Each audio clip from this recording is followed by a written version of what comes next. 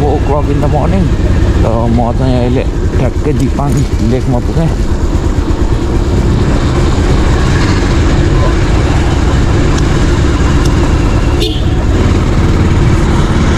चोकको यो मन्दिरमा यति बेला त मान्छे हुन पर्ने तर मान्छेहरू कोही पनि नरहेछ मन्दिरमा पनि। बडी ह्युज म्यान।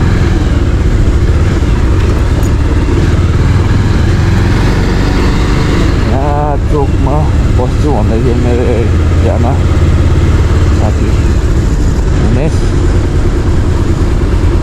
उसको फेस पनि अहिले युज टु नै भइसक्यो ठाउँमा।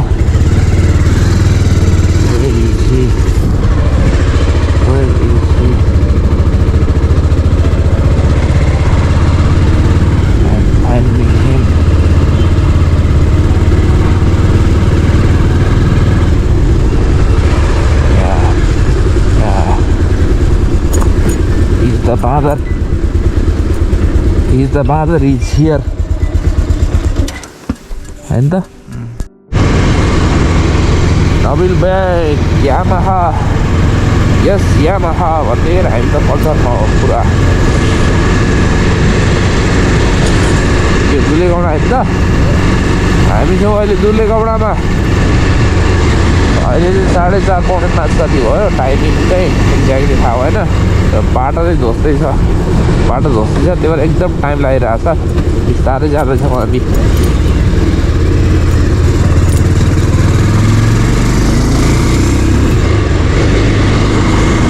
वे टु मानुङकोट अरे ल है त गाइस।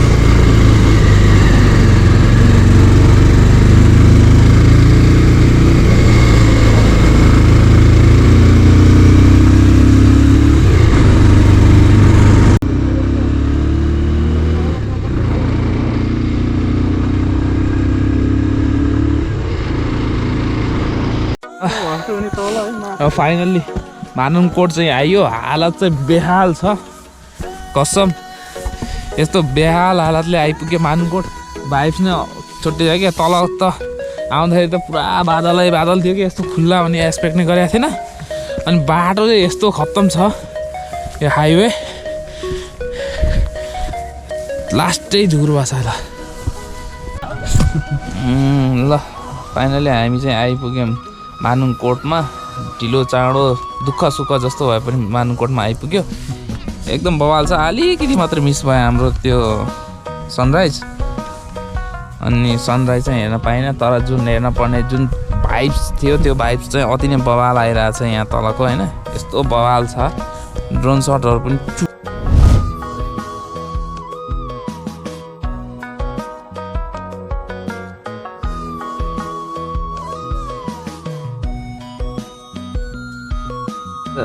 बाटोमा आउँदा यस्तो पनि भयो हालत हाम्रो। यस्तो तालले आएको जस आएको चाहिँ वर्थ इट छ क्या, वर्थ इट छ।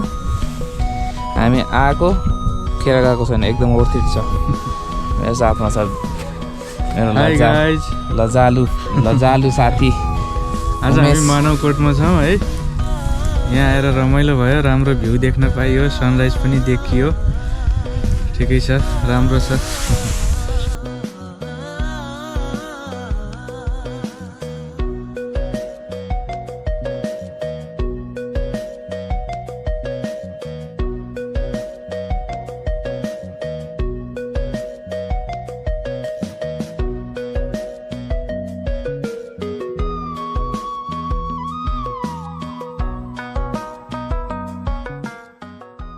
वेदर चाहिँ टोटली अनएक्सपेक्टेड छ क्या यहाँको। एकैछिन बादल आइदिन्छ, एकैछिन घाम लगाइदिन्छ है, वाटेभर। तर बवाल नै छ, अति बवाल। घुमाइ गएको भन्दा पनि दामी मजा आयो मलाई त सनराइज त। मानुङकोट आइसके पछाडि यो साइडमा देखेको यो बारहरू छ, यो बारलाई फलो तल गयो भने अति नै दामी सिन देख्छ। त्यसैले भनिन्छ we are above the cloud भनेर। भनेको कारण रिजनै त्यही हो क्या, एबभ द क्लाउड। हामी एकदम एबभ द क्लाउड छौँ। अघि ड्रोनमा हेरिसक्नुभयो होला होइन। बवाल छ एरिया, सिनारियो यहाँको अति नै बवाल छ क्या।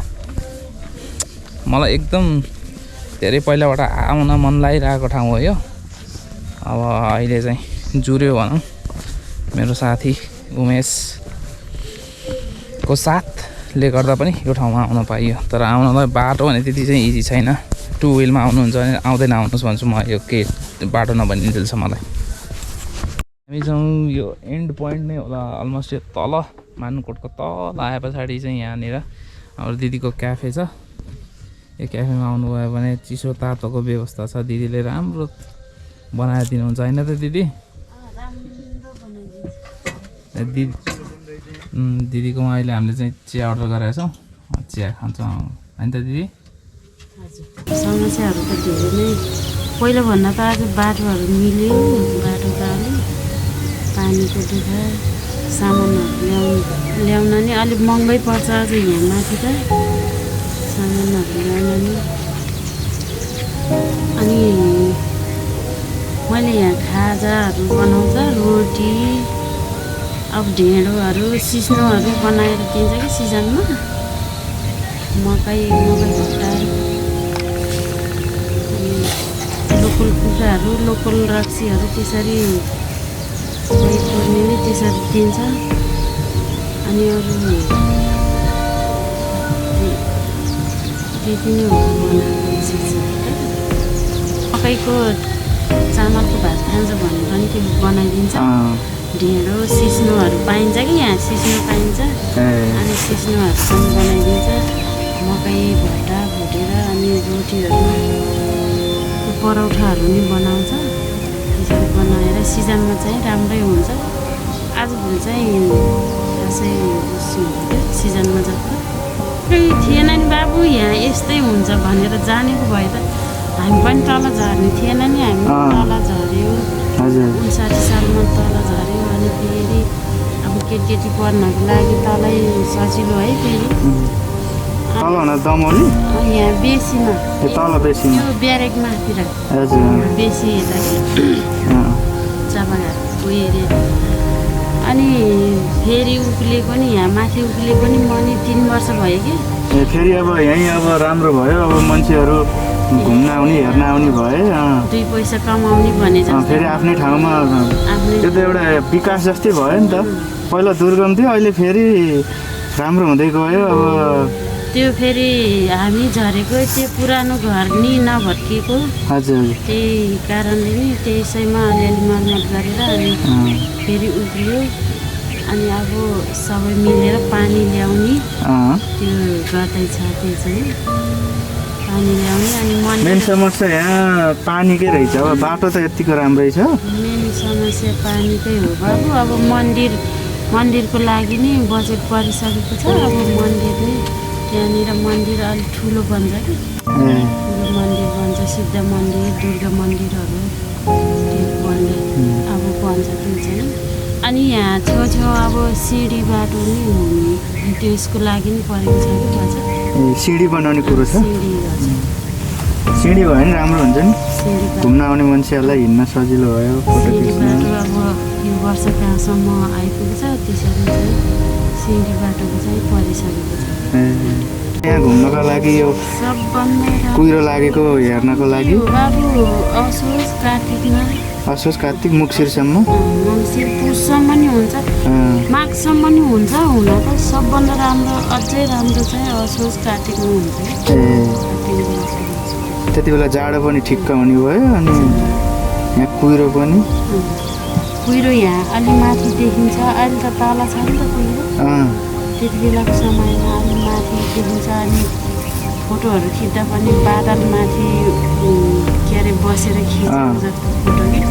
अनि त्यो घामहरू यसरी हातमा लिएको, त्यो भर्खर झुल्किँदा रातो डल्लो हुन्छ नि, त्यो हेर्नलाई अब कोही बेलुका यहीँ बास बस्न आउनुहुन्छ के अरे।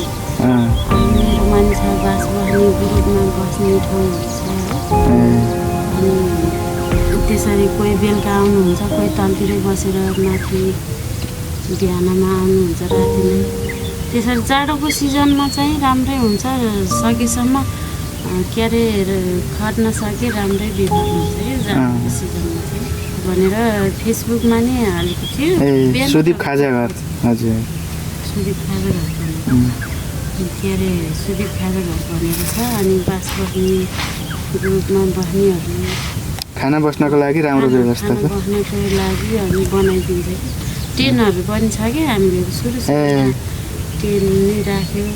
अहिले त यस्तो छ फेरि टेनहरू आफै लिएर आयो भने हाम्रो यहाँ समिति बनेको छ क्या है। हजुर समिति बनेको छ अनि आफै व्यवस्थाले लिएर आयो भने चाहिँ छुट्टै 500 रुपियाँ के अरे दिनुपर्छ क्या त्यो ठाउँमा बसेको चार्ज। हजुर हजुर त्यो अनि त्यो पिकनिकको उसले आयो भने चाहिँ त्यो पनि छ अलिक छुट्टै त्यो पनि त्यसको नि उठाउँछ।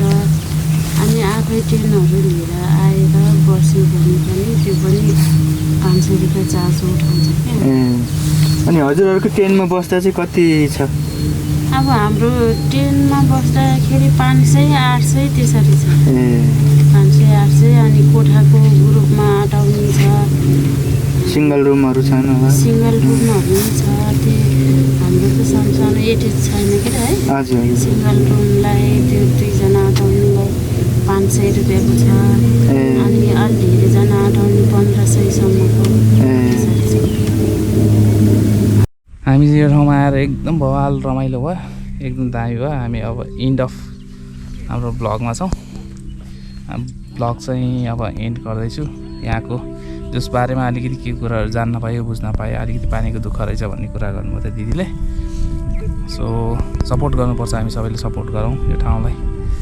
आइदिएर एक कप चिया कफी खाँदैमा केही पनि जाँदैन क्या होइन। So we should support everyone. किन हामी नेपालीले भएर नेपालीलाई सपोर्ट गर्ने हो क्या होइन त? हो ठाउँ राम्रो छ। बाटोको तल हाइवे चाहिँ बन्दैछ नयाँ। बरु माथि मानुङकोट लाग्ने बाटो चाहिँ एकदम राम्रो छ। सबै पिचै छ, खासै अफरोड नि छैन। पहिला धेरै दुःख थियो यो ठाउँमा आउन, अहिले चाहिँ राम्रो छ, सजिलै आइपुग्यो हामी। तपाईँहरू पनि एकचोटि आएर भिजिट गर्नुहोस्। मेरो साथीको च्यानल चाहिँ एबी भ्लगलाई सब्सक्राइब गर्न चाहिँ नबिर्सिनु है गाइज। ल यति भन्दै मेरो ब्लगलाई म चाहिँ यहाँ इन्ड गर्छु है त। पर्यटकीय दृष्टिकोणले मानुङकोट पनि एकदमै सुन्दर शान्त वातावरणमा रहेको एक गन्तव्य हो। अति नै आनन्दीय वातावरणमा रहेको यो ठाउँलाई प्रवर्धन गर्नु हामी सबैको दायित्व पनि हो। यसपटक भने हामी यो ठाउँमा धेरै बेरसम्म बस्न असमर्थ भयौँ, तर अर्को पटक भने बस्ने गरी आउने बाचाका साथ यो ठाउँबाट बिदा माग्न चाहन्छौँ।